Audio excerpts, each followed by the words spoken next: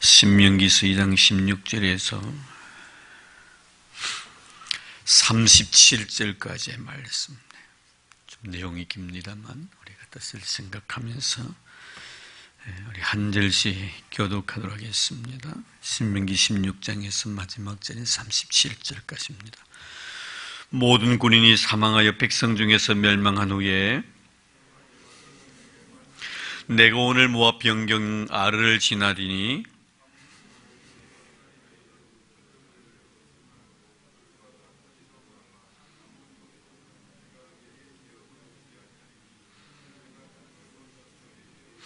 이것도 러바임의 땅이라 하였나니 전에 러바임이 거기 거주하였으며 암몬 족속 그들을 삼순밈이라 일컬었으며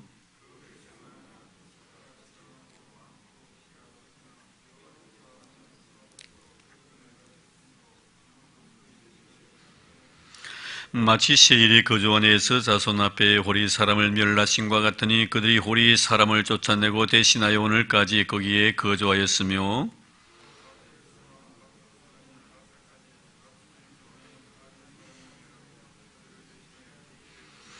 너희는 일어나 행진하여 아르논 골짜기를 건너라. 내가 헤스본 왕 아모리 사람 시온과 그의 땅을 내 손에 넘겼은 적이 이제 더불어 싸워서 그 땅을 차지하라.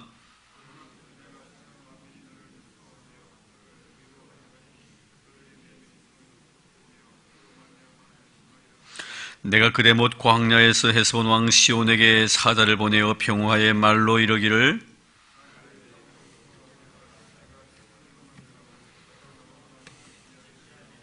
너는 돈을 받고 양식을 팔아 내가 먹게 하고 돈을 받고 물을 주어 내가 마시게 하라. 나는 그래서 지날 뿐인즉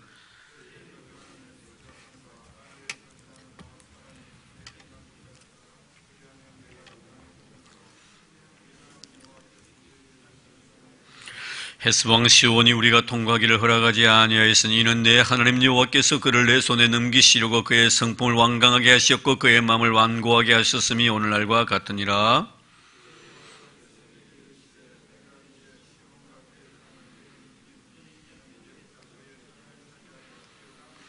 시온이 그의 모든 백성을 거느리고 나와서 우리를 대적하여 야하스에서 싸울 때에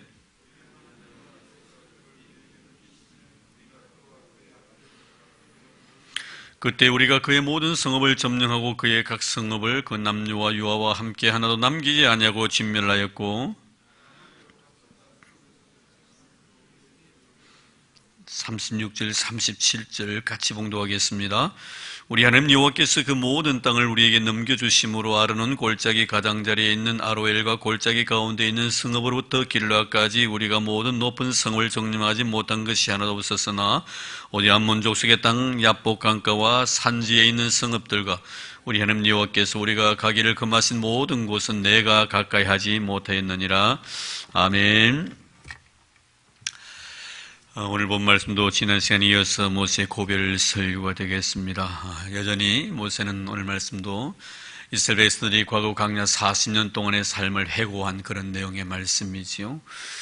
계속해서 말씀을 드리고 있습니다만 지금 설교를 듣고 있는 사람들은 광야에서 태어난 출애굽 제2세대들이란 것을 항상 머리에 염두에 두시기를 바랍니다. 그래서 한 번 더 1세대들이 애굽에서 나와서 광야 40년 동안 살아가는 모든 삶의 과정을 다 이제 청산을 하고 이제 제2세대들은 남아서 이들이 이제는 가나안 땅에 들어갈 텐데 그들 앞에서 40년 동안 하나님께서 이스라엘 백성들을 어떻게 인도해 주셨는가에 대한 말씀을 오늘도 계속하고 있습니다. 오늘 그런데 특별히 16절에 23절까지 말씀을 보면은 이 안목 족속에 대해서는 절대로 침입하지 말고 거기에 있는 것을 절대로 너희 것으로 삼지 말라. 그것을 내가 기업으로 너희에게 허락하지 아니했다. 이렇게 말씀을 하고 있습니다.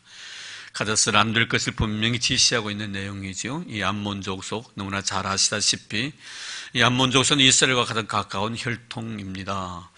그러니까 이스라엘은 바로 이 아브라함의 후예들이고요. 이 암몬 족속은 아브라함의 조카였던 롯과 그의 둘째 딸 사이에 태어났던 베남미의 후손들이죠. 이런 의미에서 보면은 아브라함의 혈통을 조금 가지고 있었다라고 볼 수가 있는 것이죠. 그래서 하나님께서 암몬 족속에 대해서는 혈통이 아주 가까운 그런 혈통이기 때문에 절대로 그것을 너희들이 가지지 말라, 취하지 말라, 이렇게 말씀을 하신 것입니다. 그런 반면에 그 다음 말씀에 보면은 24절에 37절까지 보면 이 헤스본 아모리 왕 시온을 쳐서 정복하라, 이렇게 말씀을 하고 있는 것이죠. 물론 이 쳐서 점령을 하라는 것은 오늘 본 말씀이면 사실 모세가 가나안 땅까지 들어가기 위해서는 이 아모리 왕 그 시온이 차지하고 있는 그 땅을 지나가야 했었습니다.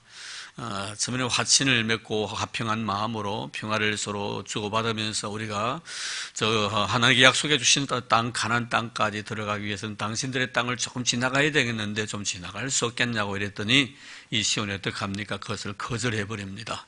이 거절의 결국에는 이스라엘이 결국에는 그 땅을 싸워서 차지하게 되는데요. 물론 오늘 말씀해 보면은 그들이 거절하게 된 것도 뭐 그저 거절하고 싶어서 거절한 것은 아니고 하나님께서 그들의 마음을 완강하게 만드셔서 결국에는 하나님 그 땅을 이스라엘 백성들에게 주시기 위한 하나의 과정으로는 성경은 자세히 설명을 해놓고 있습니다. 그래서 이 시온 왕이 차지하고 있는 그 땅은 너희들이 차지하고 대신 암몬 족속이 차지하고 있는 그 땅은 절대로 손대지 말라. 이렇게 하나님께 두 가지 해야 될 것과 해서는 아니 될 것을 말씀해 주고 있습니다. 물론 우리가 보면은 이 모세가 아모리 족속 시온 왕이 거느리고 있던 이 땅을 갖다가 지나가기 위해서 서로 화평의 조약을 맺고 그냥 평안하게 지나가게만 해달라고 요청은 하지만 그러나 그 배경에 보면은요, 이면에 보면은 우리가 잘 아시는 여러분 창세기에 보면은 창세기 15장에 보면 하나님께서 이 아브람을 통해서 약속하신 말씀이거든요. 그 말씀은 지금은 아직도 이 아모리 족속들이 악이 아직도 관영하지 않은 상태이기 때문에 그 땅을 그대로 두는데 언젠가는 악이 가득 차면 그 땅을 너희 후손들에게 400년이 지나고 난 뒤에 주겠다라고 창세기 15장 16절에 자세히 말씀을 하고 있습니다. 그 말씀하신 말씀에 대한 성취죠. 그래서 이 아모리 땅, 이 아모리 족속들이 있는 시온 왕이 거느리고 있는 이 땅을 교회는 오늘 보면 이 이스라엘 백성들이 차지하게 되는 그런 내용의 말씀이 있습니다. 자, 그러면 우리가 크게 두 가지로 말씀을 드리고요. 가야 될 것과 가서서는 아니 될 것에 대한 말씀을 해주셨는데, 자, 본문을 통해 우리가 몇 가지 영적 교훈을 좀 찾아보려고 합니다. 먼저 우리가 26절부터 보겠습니다. 26절부터 먼저 보겠는데요. 자, 거기 보면은 조금 전에 말씀을 드렸던 내가 그 대목 광야에서 헤스본 왕 시온에게 사자를 보내어 평화의 말로 이르기를 이렇게 말씀했습니다. 사실 모세는 이리가 싸울 의향은 없었습니다. 평화의 말로서 우리가 이 가나안 땅을 들어가야 되겠는데 조금만 양보해 달라. 그랬더니 이 시온 왕이 결국에는 양보하지 않음으로 말미암아서 그 땅을 하나님께서 이스라엘에 주는 이런 내용입니다만, 여기서 중요한 것은 뭐냐면 우리 하나님을 믿는 백성들은 항상 어디로 가든지 평화를 선포할 수 있는 자가 되어야 된다는 것을 여기서 깨닫게 됩니다. 모세가 싸우고자 원하는 의도가 아니었거든요. 그래서 그렇게 말씀하고 있잖아요. 26절 하반절에 보니까 평화의 말로 이르기를 이렇게 말씀하고 있습니다. 이 평화의 말로 정말 그들 땅을 좀 지나가기를 원했지만 30절 말씀해 보면은 3절 볼까요?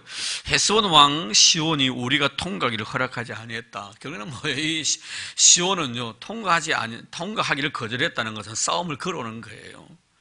하나님의 백성은 평화를 선포했지만 이 하나님을 알지 못하는 백성을 보면 꼭 싸움을 원합니다. 이게 바로 여러분 믿지 않는 자들의 특징들이에요. 항상 시비를 겁니다. 싸우려고 합니다. 악한 영이 그들의 마음에 있기 때문에 그런 거예요. 그러나 하나님께서는 선으로 악을 이길 수 있도록 하나님께 도와주셔서 그들을 다 물리치십니다만, 하나님의 백성들을 삶의 모습 속에서 꼭 기억해야 될 것은 우리가 어디를 가든지 누구를 만나든지 항상 평화를 사랑하는 자가 되어야 되고 평화를 선포해야 됩니다. 우리 예수님께서도 그 산상문 8복 가운데 특별히 우리에게 강조하신 내용이 뭡니까? 화평케 하는 자는 복이 있나니 저희가 하나님의 아들이야 일컬음을 받을 것이며, 화평케 해야 됩니다. 왜냐하면 하나님은 평화이시기 때문에 그렇습니다. 하나님이 평화이시기 때문에 하나님의 아들도 평화로워야 합니다. 누구와 절대로 싸워서는 안 된다는 것입니다. 다투어서는 안 된다는 것입니다. 다툼과 싸움과 분쟁은요, 다 악의 성분들이기 때문에 하나님께는 그런 것들을 원치 않는다는 것이죠. 그래서 오늘도 보면 이 모세가 평화를 선포하는 그런 내용의 말씀이 먼저 기록이 되어 있습니다. 사도 바울은 그 로마서 14장 18절 말씀에 보면 할 수 있거든 너희로서는 모든 사람으로 더불어 평화하라. 할 수만 있으면 모든 사람으로 더불어 평화하라 이렇게 말씀하고 있습니다. 이게 바로 크리스찬다움의 삶이죠. 예수 그리스도를 믿는 사람은 항상 가는 곳곳마다 평화가 선포되어집니다. 그래서 우리는 다 피스메이커입니다. 평화를 만들어가는 사람인 거예요. 하나님께 아브라함을 참 복 많이 주시는데요, 이 아브라함이 주신 아름다운 복이 뭡니까? 참 열국의 그 아비로서 하나님께서 복을 주시되 그를 통해서 모든 사람을 복받게 해주시겠다는, 그래서 이 복의 근원이란 말은 복의 통로란 말이에요. 이 통로를 통해서 물이 공급이 되듯이 내가 모든 사람들에게 복을 줄 텐데 너를 통해서 복을 주겠다. 참 놀라운 축복이에요. 나를 통해서 사람들이 복을 받는다는. 그런데 아브라함이 이렇게 하나님의 거룩한 백성으로서 이 복의 근원으로서 복의 통로로 쓰임받게 된 많은 이유들이 있지만 그는 참 믿음이 좋은 사람입니다, 사실. 그러나 여러분, 그의 삶을 하나하나 우리가 연구해 보면은 그 믿음 안에는 많은 것들이 포함되어 있습니다. 그저 믿음하면, 그 믿음뿐만 아니고 그 믿음 속에서는 아름다운 모든 믿음의 생활들이 다 내포되어 있는데요, 그 중에는 물론 아들 이삭을 하나님에 바친 내용도 있습니다. 또 우리가 하나님께서 고향 갈 때 우리를 떠나서 떠나는 그런 모습도 보게 됩니다. 또 자식을 주겠다고 기다리라는 게 기다림에 대한 내용도 있습니다. 그러나 여러분, 평화에 대한 문제는 보면은 그가 조카 롯과의 관계 속에서 이런 아름다운 평화의 모습을 볼 수가 있는 것이죠. 이런 조카 롯과의 관계 속에 굉장히 힘들었습니다. 문제는 뭐예요? 재산 문제거든요. 이 재산 문제를 통해서 다투게 되는데요, 물질이 많다 보니까 서로 이 물질 때문에 상당히 삼촌과 조카 사이에 상당히 그 갈등이 이제 빚어지게 되는 겁니다. 이때 여러분, 이 아브라함은 굉장히 평화를 사랑하는 사람입니다. 이 평화를 사랑하는 사람이기 때문에 조카 롯을 불러고 하는 말이 뭡니까? 네가 좌하면 내가 우하겠고 네가 우하면 내가 좌하겠다는 겁니다. 먼저 상대방에게 양보를 하는 것이죠. 양보를 하는 것입니다. 상대방의 양보할 때 평화가 이루어질 수밖에 없는 거예요. 그걸 조금 전에 제가 말씀을 드렸습니다만 사도 바울이 로마서 14장 18절 말씀 할 수 있거든 모든 사람들과 더불어 평화하라고 그랬는데, 이 말씀 읽기 이전에 보면은 바울이 몇 가지 조건을 내겁니다. 평화하기 위해서 어떻게 되는가? 거기 보면은 14장 14절, 로마서 14장 14절 보면 너희를 핍박하는 자를 축복하라. 사실 여러분, 너희를 핍박하는 자를 축복해 준다는 것은 나를 핍박하는 사람은 굉장히 밉습니다. 미운데 그 사람에게 뭘 하라는 거예요? 축복해 주라는 거예요. 상대방이 아무리 나에게 악한 마음으로 대한다 할지라도 내가 그에 대해서 선한 마음을 가지고 그를 복을 빌어줄 때 나중에 그 사람의 마음이 어떻게 되는 거예요? 감동을 받는 거예요. 감동받게 되어 있는 겁니다. 그럼 그는 나와 더불어 덩디기를 원하지만 나는 그와 더불어 손을 잡고자 원했을 때 그는 그 사람이 나의 손을 잡을 수밖에 없다는 거예요. 그래서 사문서에 보면 16절에 그런 말씀 있잖아요. 우리가 하나님의 마음을 기쁘시게만 하면 원수의 마음까지라도 돌이켜서 나와 더불어 화목하게 하신다. 내가 하나님의 마음에 기쁨만 되면요, 하나님께 원수의 마음을 돌이켜서 나와 더불어 손을 잡게 만든다는 거예요.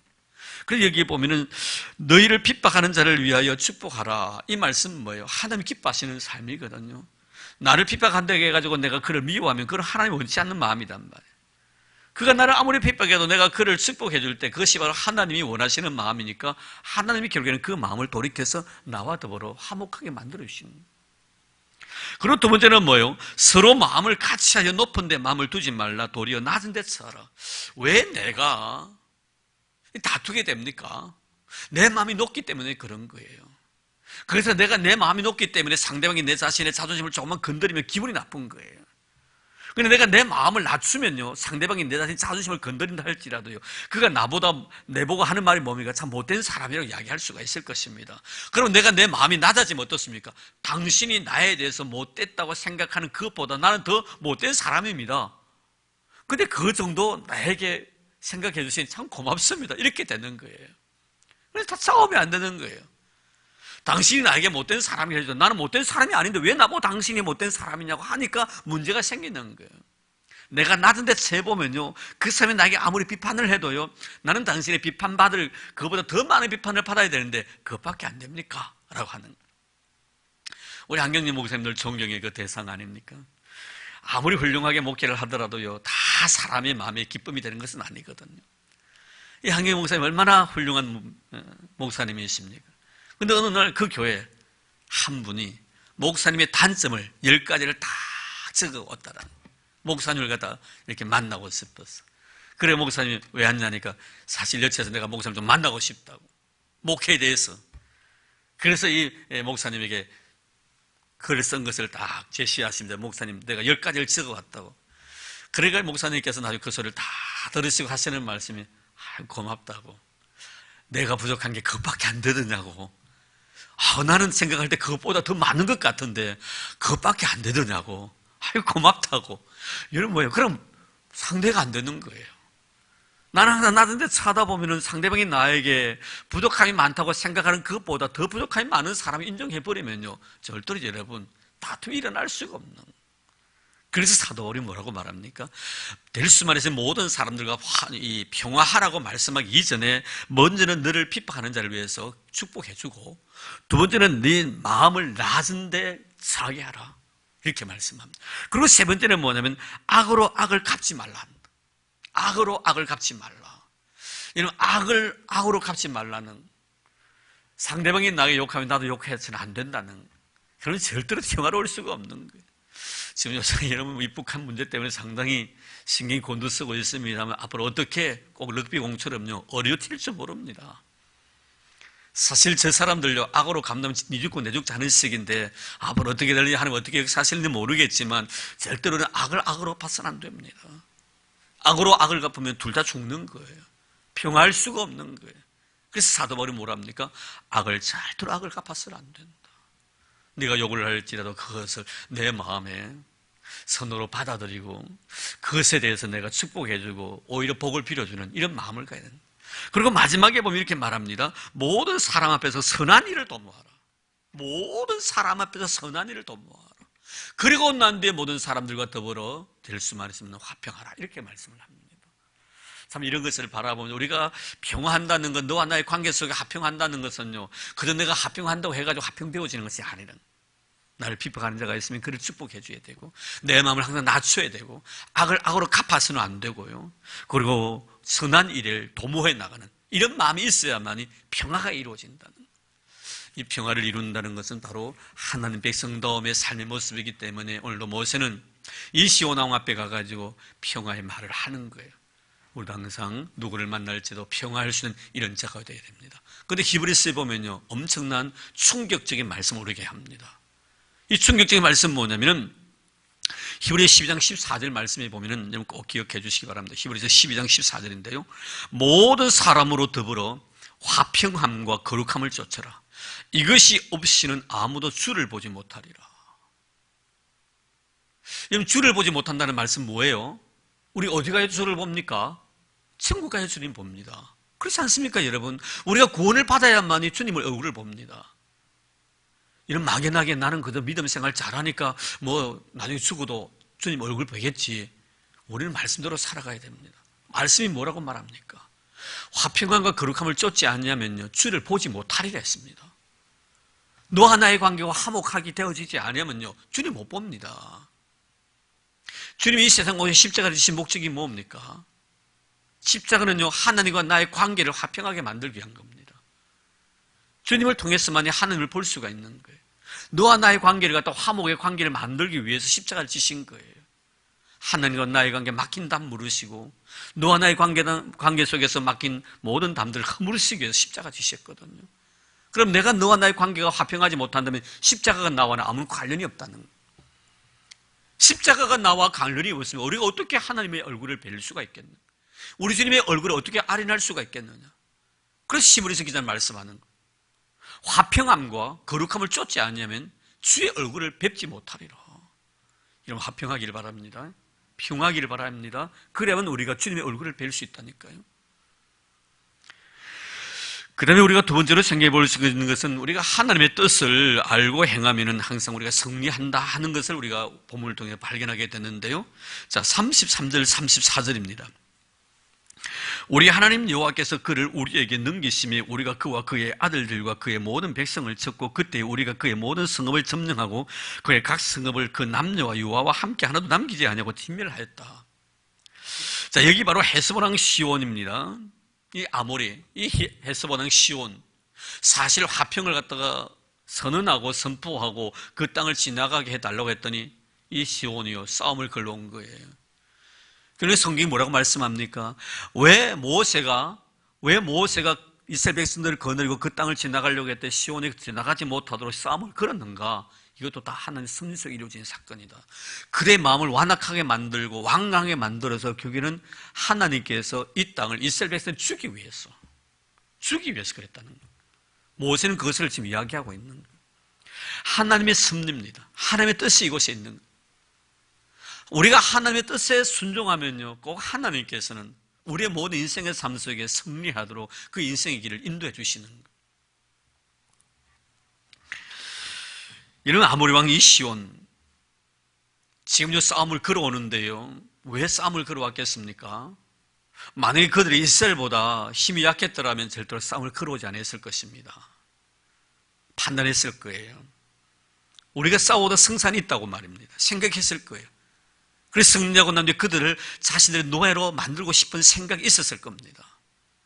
그런데 여러분, 이 모세가 이 시온 왕과 그리고 옥 왕에 대해서 굉장히 성경에 많이 말씀을 하고 있습니다. 이 바사는 옥, 그리고 오늘 있는 이 아모리 왕 시온, 이 시온과 옥에 대해서는 자주 언급됩니다. 왜 여러분 이 시온과 옥에 대해서 이 두 왕에 대해서는 성경이 자주 언급하고 있는가? 이 출애굽 과정 속에서 저는 그렇게 생각해 보았어요. 우리가 너와 나의 관계 속에도 우리가 싸웁니다. 싸울 때 내가 이길 수 있는 사람을 내가 이겼을 때는 그것이 아무런 자랑거리가 안 됩니다. 당연한 것이죠. 그렇지 않습니까, 여러분? 근데 문제는 뭐예요? 내가 이길 수 없는 것을 이겼을 때 이것은 화제거리가 되는 거예요. 굉장히 기분이 좋다는 거예요.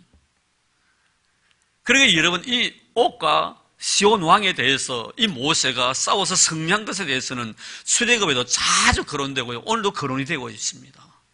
자주 말합니다. 아마 여러분 성경을 읽어보시면 기억하실 거예요. 그것은 그 당시 시온이, 이 시온 왕이 이스라엘 백성들의 어떤 세력보다는 이 아모리 족속들의 세력이 더 강했다고 보는 거예요. 분명히 싸워서 이길 수 있다고 생각한 거예요. 그래서 결국 어떻게 합니까? 그들이 그 길을 양보하지 않았다는 것입니다. 그래서 아까 읽었습니다만 30절에 뭐라고 했습니까? 헤스본 왕 시온이 우리가 통과하기를 허락하지 아니하였으니 이는 내 하나님 여호와께서 그를 내 손에 넘기시려고. 하나님이 우리에게 그 사람들을 우리 손에 넘기시기 위해서 양보하지 않도록 그의 마음을 충동시켰다는 거예요. 하나님이 하신 일이에요. 이것은 뭐예요? 자기들이 강해서 그 땅을 차지한 것이 아니라 하나님께서 이미 우리에게 이 땅을 넘겨주시기 위해서 시온 왕의 마음을 강팍하게 만들어버리셨다. 이 모세가 이렇게 지금 설교를 하고 있는 내용을 여기서 보게 됩니다. 이것은 모든 싸움이란 것은 하나님의 손에 달려있다는 것을 우리에게 말씀해 주고 있는 것이죠. 우리가 하나님의 뜻만 안다면 우리가 어떤 상황 속에서도 승리할 수 있다는 것을 우리에게 말씀해 주는 내용입니다. 우리가 주의 뜻을 다 헤아리지 못하기 때문에 불안합니다. 염려가 되고 근심 걱정이 됩니다. 우리 허집사님 기도해 주셨습니다만 우리가 3일 동안 살아가면서도 염려 근심 걱정 속에 많이 살아오지 않습니까? 왜 그런 염려 근심 걱정이 있습니까? 내가 주의 뜻을 다 헤아리지 못하기 때문에 그런 거예요. 내가 주의 뜻을 알 수만 있다면 염려 근심 걱정이 하나도 없다는 거예요. 그러니까 우리는 항상 주의 뜻을 분별하도록 노력하라고 바울이 로마서 12장 2절 말씀에 말씀하고 있거든요. 이 세대를 본받지 말고 오직 하나님의 뜻이 무엇인 분별하도록 하라. 우리가 하나님의 뜻이 무엇인가를 헤아린다면요, 우리 어떤 상황 속에서도 염려할 필요가 없는 거예요. 그래서 지금 하나님께서 모세에게 헤스본 왕 이 시온을 멸하라고 그 땅을 취하라고 이렇게 말씀하신 것입니다. 하나님께서 정말 취하라고 하신 것을 취해야 합니다. 그래서 오늘 말씀 뭐라고 말합니까? 35절 말씀 보세요. 다만 그 가축과 성읍에서 탈취한 것은 우리의 소유로 삼았으며 하나님께 취하라는 것은 다 취했다는 거예요. 중요한 것은 바로 이겁니다. 하나님께서 취하라고 하신 것만 취해야 합니다. 하나님이 취하셔는 안 된다고 말씀하신 것은 가지면 안 됩니다. 이러면 하나님께 원하지 않는 것을 가짐으로 인해서 결국 하나님 앞에 심판을 받은 사람이 있습니다. 사무엘상서 15장을 보십시오. 거기 보면요, 사울이 나옵니다. 이 사울이요, 하나님께서 아말렉과의 전쟁에서 이미 아말렉을 네 손에 붙여주었다고 승리할 것이라고 승리를 보장해 주셨습니다. 그리고 거기에 조건을 붙였습니다. 단 네가 승리하고 난 뒤에 사람도 어른이든 아이들은 젖먹이까지 다 죽여라. 이런 사실 하나님께 보면요, 어찌 보면 너무 하나님께 잔인하지 않는가라고 생각하는 일은 모르지만요, 그렇지 않습니다, 여러분. 하나님은 하나님의 백성을 위해서는 무엇이든지 할 수 있으신 분이십니다. 어떤 일이든 하십니다, 하나님께서. 어떤 희생의 대가를 치더라도 하나님의 백성을 위해서는 하십니다. 이때 하나님께서 이 아말렉과의 전쟁에서 사울에게 명하신 것은 아무것도 취하지 말라는, 소도 양도 모든 짐승 다 멸하라 했습니다. 근데 막상 승리하고 난 뒤에 이 사울이 하나님의 말씀에 순종하지 않습니다. 누굴 살려줍니까? 왕 아각을 살려줍니다. 아말렉 왕을 살려줍니다. 그리고 소와 양 중에 굉장히 기름지고 좋은 것 구별시켜줍니다. 나중에 자기가 마치 그것을 하나님 앞에 제사드리기 위한 제물로 삼겠다라고 변명을 하지만 그것은 아니었거든요. 이 사실을 하나님께 아셨기 때문에 하나님께서 사무엘 선지자를 거기에 보내십니다. 하나님께 취하지 말라고 하신 것을 취함으로 하나님 말씀에 불순종한 그것을 바라보고 하나님께서 성경 말씀 뭐라 했습니까? 사울을 왕 삼으신 것을 후회하셨다고 했습니다. 후회하셨다고 했습니다. 자, 그러면서 사무엘상서 15장 26절 보면은 이 사무엘이 사울에게 이렇게 말합니다. 왕이 여호와의 말씀을 버렸으므로 여호와께서도 왕을 버려 이스라엘 왕이 되지 못하게 하셨나이다. 여기서 왕이 여호와의 말씀을 버렸으므로, 여호와의 말씀을 버렸다고 했는데 이 여호와의 말씀이 뭡니까? 취하지 말라고 한 거예요. 그렇지 않습니까, 여러분? 취하지 말라는 것을 취했다는, 그것이 바로 왕이 여호와의 말씀을 버렸다는 거예요. 그래서 여호와께서도 당신을 버려서 왕이 되지 못하게 하셨다. 그는 자리만 왕이 되었을지 모르지만 이미 왕의 모든 자격을 상실한 상태입니다. 이미 하나님이 그에게 성령을 거두가 버린 상태입니다. 얘는 하나님께 성령을 거두가 버리면 어떻게 됩니까? 그의 모든 삶의 모습을 바라보면요, 모두가 철저하게 하나님의 은혜에 의해서 성령에 의해서 움직여지는 것이 아니고 사단에 의해서 움직여져 갑니다. 악 앞에서 무기력한 거예요. 악이 조종하는 대로 그 자신의 모든 삶을 의탁해 버립니다. 참 무서운 현상이거든요. 근데 나중에 보면요, 이 사울이 다윗을 죽이기 위해서 3,000명의 군사를 거느리고 때로는 2,000명의 군사를 거느리고 포위도 하곤 합니다만 그때마다 하나님께 다윗을 지켜주십니다. 그 하나님의 생명 싸게로서 다윗의 생명을 지켜주거든요. 이건 잘 아시다시피 엔게디 동굴 앞에서 그 다윗이 결국 사울을 죽일 수 있는 그런 상황 속에서 죽이지 않고 옷자락만 자르지 않습니까? 나중에 그것을 증거물로 보여줍니다. 증거물로 보여줬을 때 이 사울이 이렇게 말합니다. 그때 울었다고 했어요. 사울이, 다윗아, 넌 나보다 더 어이롭도다. 나는 너를 죽이려고 했는데 너는 어찌하여 내 생명을 죽이지 않느냐. 3절은 보면 그것을 보면서 감동을 받는 거예요. 다윗의 행위 자체에 대해 굉장히 감동스러워하는 겁니다. 눈물까지 흘립니다. 그런데 그 다음 말씀 보십시오. 그 다음 말씀 보면요, 눈물을 흘리면서 다윗의 행위에 대해 감동을 받았지만 군사 3,000명을 거느리고 또다시 다윗을 추격해 갑니다. 이거거든요. 내 의지대로 안 되는 거 있잖아. 하늘 영이 떠나버리시니까요, 내가 잘못을 범하고 있으면서 그것이 잘못인 줄 알지 못합니다. 그게 완전히 빠져버리는 거예요. 결론이 어때요? 제 종로로 하게 되는 겁니다. 그것이 하나님 원하지 않는 일임에 불구하고 그것을 행할 수밖에 없는 자가 되어버린다. 왜 그렇습니까? 주의 영이 그를 떠나버렸기 때문에. 주의 영이 그를 떠나버렸기 때문에. 결론은 이렇게 된 이유는 뭡니까? 하나님의 말씀에 순종하지 않았기 때문에, 취해서는 아니 될 것을 취했기 때문에. 우리는 하나님께서 취하지 말라 한 것은 취해서는 안 된다는 것을 꼭 기억하시길 바랍니다. 자, 그러면 다시 앞으로 돌아가 보십시다. 그럼 우리에게 취하지 말라고 하신 19절 말씀 볼까요? 19절 보겠습니다. 암몬 족속에 가까이 이르거든 그들을 괴롭히지 말고 그들과 다투지 말라. 암몬 족속의 땅은 내가 내게 기업으로 주지 아니하리니 이는 내가 그것을 롯 자손에게 기업으로 주었습니다. 이렇게 말씀하고 있습니다. 하나님께서 이스라엘 백성들에게 이 암몬 족속의 땅을 기업으로 주지 아니했다고 했습니다. 서론적으로 말씀을 드렸죠. 이 암몬 족속은 아브라함의 혈통을 이어받았기 때문에, 조카 롯의 후예들이기 때문에 하나님께 그 땅을 차지해서는 안 된다라고 이렇게 말씀하고 있는 것입니다. 이미 그 4절, 5절, 9절 말씀에 보면 다 그런 내용이 기록이 되어 있습니다. 여기 세 가지 대해서 에돔, 모압, 암몬. 이 에돔 족속은 누굽니까? 에서의 후예들입니다. 그리고 모압은 누굽니까? 롯의 첫째 딸을 통해서 난 자녀입니다. 암몬은 둘째 딸을 통해서 태어난 자녀들이고요. 다 그래도 아브라함의 혈통을 이어받은, 물론 친혈통은 아니지만 조카를 통해 이루어진 그런 혈통들이기 때문에 하나님께 그 땅을 절대로 침범하지 말라, 이렇게 주님께서 말씀하십니다. 이 혈연적인 관계 때문에 그렇습니다. 그래서 오늘날 우리가 신앙생활에 나가는 데 굉장히 중요한 그런 영적 어떤 교훈을 주는 그런 말씀이죠. 우리가 싸워야 될 것과 싸워서는 아니 될 것이 있습니다. 저는 싸워야 될 것과 싸워서는 아니 될 것이 있습니다. 그런데 우리는 가끔 보면요, 싸워서는 아니 될 것과 싸우고요, 꼭 싸워야 될 것에 대해서 싸우지 않는 그런 경향들을 가끔 우리 영적 세계 속에서 많이 경험하게 됩니다. 우리가 정말 싸워야 될 것이 무엇입니까? 바울은 에베소서를 통해 우리에게 분명히 말씀해 주고 있죠. 거기 보면 바로 우리 영적 군사이기 때문에 공중근세자는 악한 영들과 싸워야 된다. 마귀들과 싸워야 된다. 우리 싸움의 상대는요, 악한 영입니다. 공중근세에 받은 어둠의 영들입니다. 그리고 사단이에요. 이 사단과는요, 우리가 피를 흘리기까지 싸워야 됩니다. 그래서 피를 흘리기까지 싸워야 되는데, 이 피를 흘리기까지 싸워서 승리하게 하기 위해서는 바울은 에베소서 5장에 보면 우리에게 전신갑주를 입으라고 합니다. 머리는 의의 구원의 투구를 쓰고, 가슴에 의의 흉비를 붙이고, 허리는 진리의 띠를 띠고, 발은 복음의 신을 신고, 한 손에 뭐예요? 성령의 금, 말씀의 금을 가지고, 한 손에 믿음의 방패를 간직하라. 한번 생각해봐요. 투구를 썼습니다. 완전 무장한 거예요.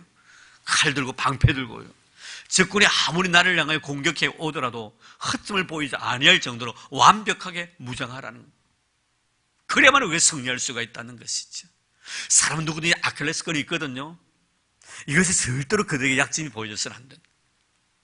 정말 믿음의 방패를 우리가 준비해서 영적 전쟁에서 우리 꼭 싸워야 돼요. 피를 흘리기까지. 왜 피를 흘리기까지 싸우라고 말씀하는가? 그것은 우리에게 뭘 주기 위해서? 상을 주기 위함. 사도 바울의 말씀은 우리가 하나님 앞에 섰을 때 큰 상 받기 위해서는 우리가 믿음의 전신갑주를 입고 피를 흘리기까지 싸워야 됩니다. 북한이 지금 혈안이 돼가지고 전쟁을 일으키겠다고 핵을 가지고 이렇게 나서고 있습니다만, 그래서 세계에서 정말 이목이 우리 한반도에 지금 집중되고 있습니다. 오늘 밤에 우리가 나라를 위해서 많이 기도해야 되겠습니다만, 제가 군생활 할 때는요, 간첩선들이 가끔 이렇게 침투를 해와요. 요새는 그런 정보들이 어떤 긴장 상태에 있기 때문에 앞으로 그렇게 될는지 모르겠습니다만, 저희들이 군복무를 할 때는 그런 많이 있었습니다. 그래, 특별히 그 동해 같은 경우에는요, 이 건물을 쓰면 동해는 섬이 없어요. 섬이 없기 때문에 언제 침투를 하냐면요, 아주 바람이 많이 불고 파도가 높을 때 이놈들이요, 자그마한 고속정을 타고 들어오는 거예요. 왜요? 바람이 불고 파도가 치면 우리가 다 피항을 하거든. 다 육지로 간다. 그때 들어오는, 생명을 걸고 들어오거든. 죽으면 죽는 게 죽고 영광이니까 죽고요. 아니면 들어오는 거예요. 그런데 제일 많이 들어온 곳이 어디냐면 서해 쪽입니다. 서해 쪽으로 들어오는데, 왜 서해 쪽에는 많이 들어오냐면 섬이 많기 때문에 숨을 수 있는 공간이 많습니다. 그리고 어선들이 굉장히 많기 때문에 분간이 잘 안 되는 거예요. 밤에 저로 들어오니까. 그럼 레이더를 가지고 어떻게 추적을 해나가냐면 속도를 가지고 추격을 해나갑니다. 딱 계산을 해가지고 속력이 어느 정도 되는가, 배 속력이 너무 빠르기 때문에, 제가 탄 배가 시속 70km 나갔습니다. 그 큰 배가 길이가 한 150m, 그리고 넓이가 한 30m 되는 이 큰 배가 보글로 4개를 떼면 시속 70km 나갑니다. 35m 나갑니다. 최고 속력입니다. 그런데 이런 간첩선은요, 70km, 100km 이상 나가면 얼마나 빠른지. 그 간첩선을 잡으려고 하면요, 10중 8구 다 놓칩니다. 그래서 함장이 앙카에다 보고를 해가지고 입체 공격을 하는데요, 완벽 한 90% 이상, 95% 정도 잡을 확률이 있을 때 보고를 하는 거예요. 그럼 잡거든요. 잡으면요, 그에 대한 표시가 있습니다. 배에 가면. 지금도 아마 그거 하나 모르겠어요. 제가 타고 있던 배는 913함이라고 부산함인데, 빨갛게 배를 걸어놓아요. 3개를. 저희는 세 척을 잡았어요. 간첩선을. 제가 있을 때는 한 척도 못 잡았어요. 제 배가 있는 날 동안에 조금 샀는데, 저도 한번 직접 간첩선하고 밤에 전쟁을 벌인 적이 있었습니다. 한번 있었는데 잡지는 못했어요. 참 두려움 속에 한번 총도 쏴보고 그랬는데, 빨갛게 이렇게 세 배가 딱 걸려져요. 세 개가. 영광이에요.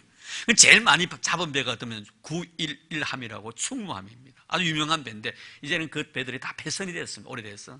그 배는 5척을 잡아요. 간첩선 5. 그러면 그 배 제일 앞에 함교 함장이 딱 서는 그 앞에 보면 빨갛게 양쪽에 배를 다 그려 놓아요. 우리 3개씩.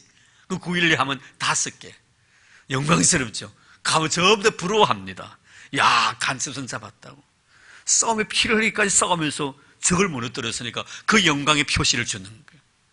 저는 그것을 생각하면서 우리 하나님께서 우리가 영적 전쟁에 승리하고 난 뒤에는 분명히 우리에게 영광의 아름다운 옷을 입혀주신다. 영광의 면류관을 입혀주신다는 거예요.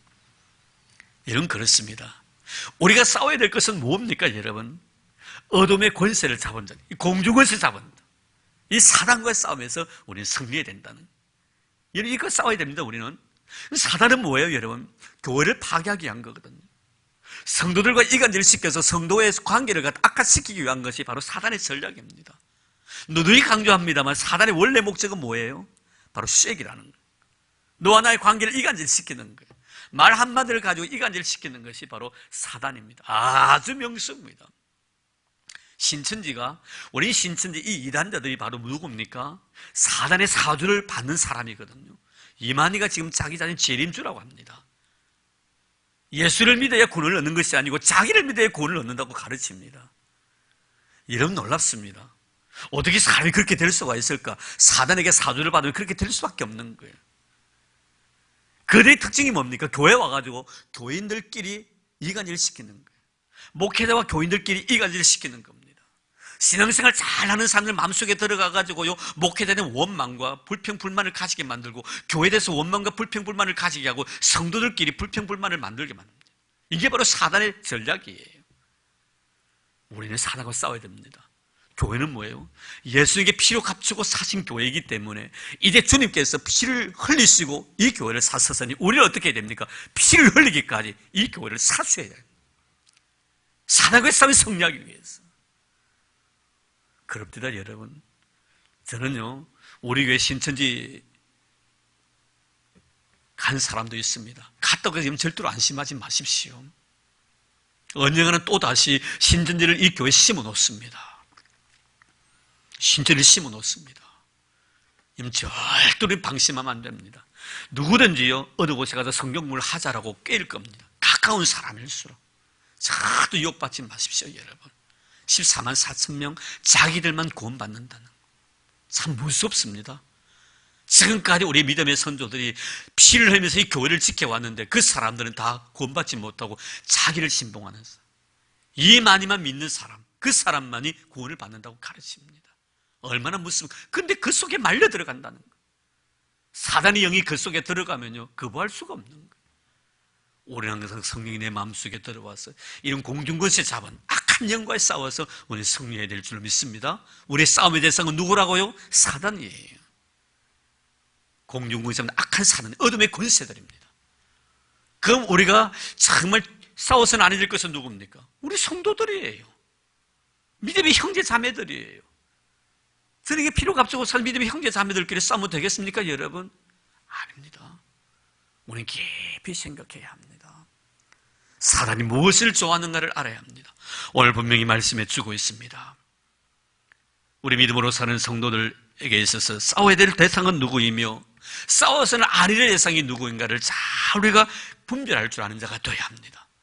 사단과는 피를 흘리면서까지 우리는 싸우되 성도들끼리 피로 값주고 사신 하나님의 거룩한 교회 성도들끼리는 절대로 싸워서는 안 됩니다.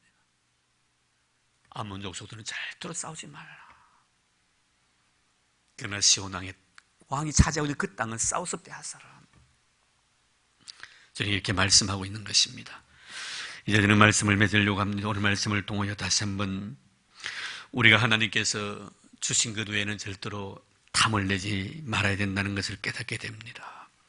다윗처럼 사울을 죽일 수 있는 그리고 죽이고 난 뒤에 그 왕위를 내 것으로 만들 수 있는 그런 상황 속에서도 그의 몸에 손을 대지 아니하므로 하나님께서 금하신 일이라고, 끝까지 기름 부음 받은 자의 몸에 손을 대지 아니했던 다윗처럼 하나님이 금하신 일에 대해서 우리가 금해야 합니다. 그래야만 우리가 하나님 앞에 복을 받게 되는 거예요. 그 땅을 우리가 차지하게 될 수가 있다는 것입니다.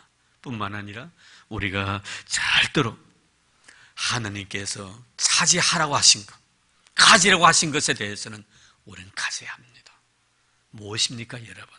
내가 가져야 될 것이 무엇입니까? 내 스스로에게 한번 물어보십시오. 내가 정말 꼭 소유해야 될 것이 무엇인가? 바울은 말합니다. 예수 그리스도 외에는 없다고. 예수 그리스도 외에는 없다고. 예수만이 내가 꼭 소유해야 될 유일한 것입니다. 그 외에는 있어도 되고 없어도 될 것들입니다.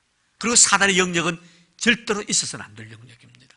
꼭 필요한 것, 절대적으로 내가 소유해야 될 것은 예수 그리스도 외에는 없습니다. 꼭 기억하셔서 예수 그리스도는 잘 놓치지 않는 우리 성도들이 되어서 하나님 나라의 기업을 축복으로 받는 저와 여러분의 삶이 되기를 주 이름으로 축원합니다. 하나님 감사합니다. 이 밤에 저희를 이렇게 불러주시고 하나님께서 취해야 될 것과 취해서는 아니 될 것을 자세하게 설명해 주셨습니다. 주님, 우리 성령을 통하여 하나님께서 금하신 것을 행함으로 인하여 하나님 앞에 버림을 당한 자들이 얼마나 많았었습니까? 오늘 이 밤에 저희들 말씀을 통하여 다시 한번 깨닫습니다. 주님, 우리에게 지혜로움을 주시고 믿음도 주시고 능력도 주셔서 하나님이 취하라고 하신 것만 취하게 하시고 하나님이 욕심내지 말라고 하신 것에는 욕심내지 아니하는 저희들 되도록 도와주시기를 원합니다.